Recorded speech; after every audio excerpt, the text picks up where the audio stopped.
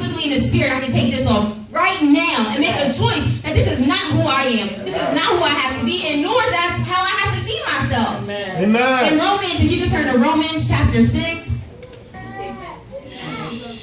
It says sin, I'm reading from the New Living Translation. It says sin is no longer your master, for you no longer live under the requirements of the law. Instead, you live under the freedom of God's grace. Well then, since God's grace has set us free from the law, does that mean that we can go on sinning? Of course not.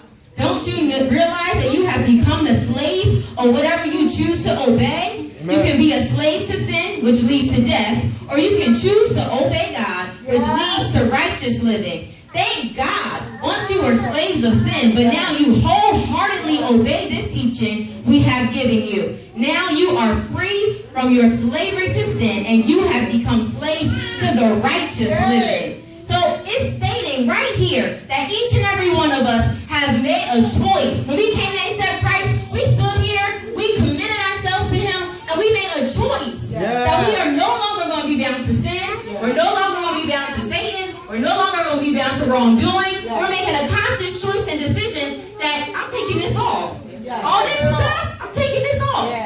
It might feel good, it might look nice, but I'm choosing because I'm making a commitment to God to take this stuff off because it can't compare. It can't compare. I want a white dress with a gold zipper down the back. And, I don't want just anything.